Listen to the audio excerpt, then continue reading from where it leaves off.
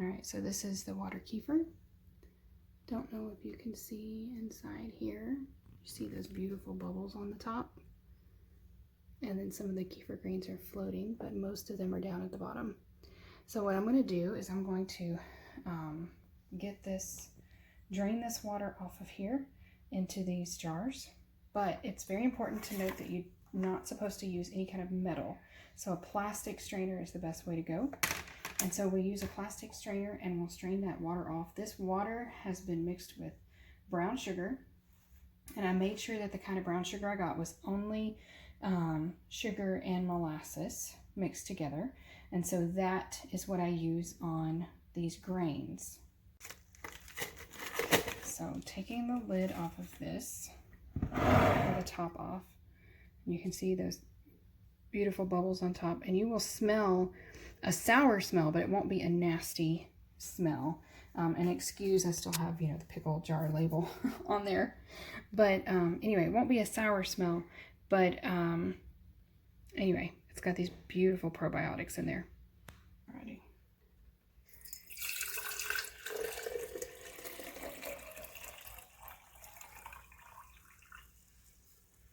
Alright, so I caught some of the grains in there. Let's see how many more we can get.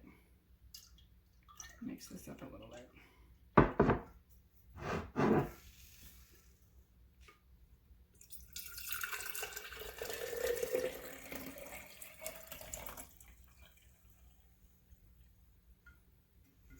So this is what the grains look like. And they are just like little pieces of like Jello, it looks like. And so I'm going to put those back inside the jar. And I'm going to get a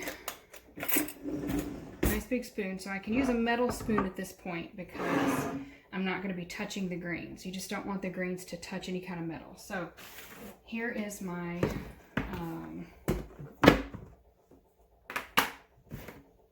here's my what do you call this, brown sugar. So I'm just going to put, my problem is I don't measure hardly anything, but I put a couple of really good scoops in there. And then, so you see how much brown sugar there is in there. I don't know if you can look down this way, maybe. And I'm going to fill it up with water, purified water. You don't want to do tap water that has chlorine in it or anything like that. So you want to do like purified water, distilled water. We actually have a filter on our home water system, so I'll probably fill it up to about right here where the water line was from yesterday, and then I'll start the video back up.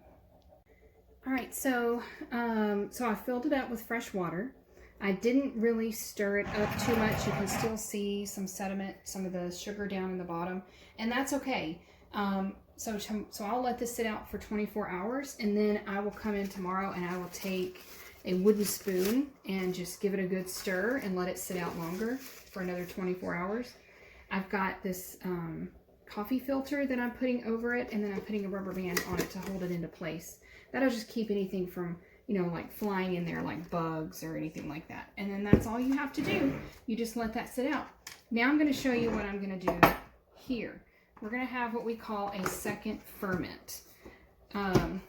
That's where we basically put a lid on it, and then we allow it to sit out for another 24 hours to let some good fermentation happen. But first, I'm going to put some strawberries in there. All right, so I like to just have frozen strawberries in the freezer because they don't go bad very fast because, they're frozen. But, okay, so that's even. And so now I'm just going to grab a handful and plop them in there. Like that. And I put a couple more. Like that. And then I can get my lid and rings and then set these out for 24 hours. But it's important with these that have the lids and the rings on them, it's important to burp them every few hours. If you think about it and you walk by, then you just kind of pop it open because it will start to ferment, and you will see bubbles that'll come around here that as it's fermenting, the strawberries will eventually sink to the bottom.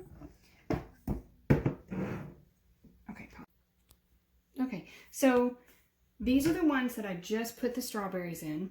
These were actually, I just pulled them out of my fridge because they've been done for a couple of days.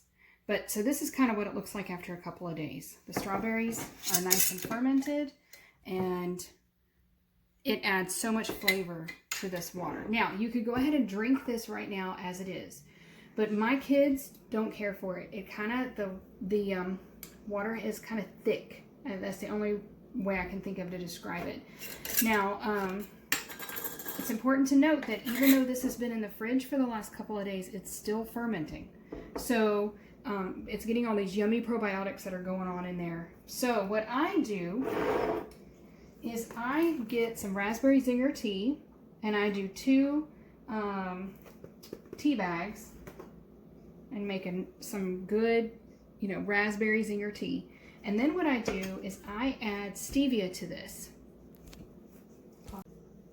Okay, so to the raspberry zinger tea, I add about a tablespoon of stevia. And this is the brand that I use. So I just make sure that's mixed up really, really, really good.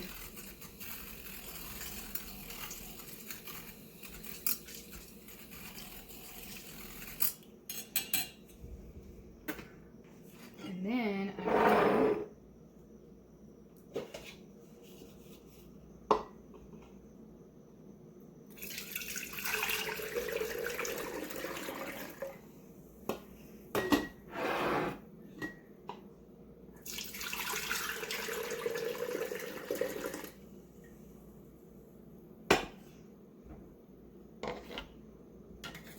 I'm going to shake this up a little bit because a lot of the probiotics have gone down to the bottom. So you want to make sure you shake it up real good, but also understand that it is going to bubble and it's going to cause some pressure.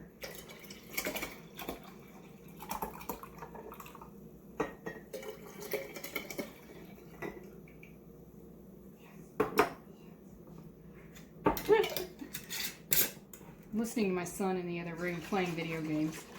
Sounds like someone got hurt or something. I don't know. But anyway.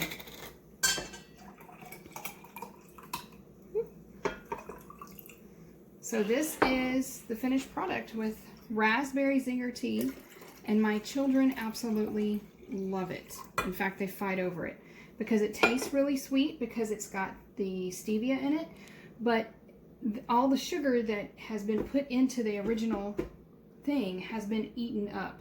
So the sugar has been digested by these little grains and turned into probiotics, and then you add the fermented fruit to it, and then you add the tea to it, and it's a great way to sneak in those probiotics for your kids.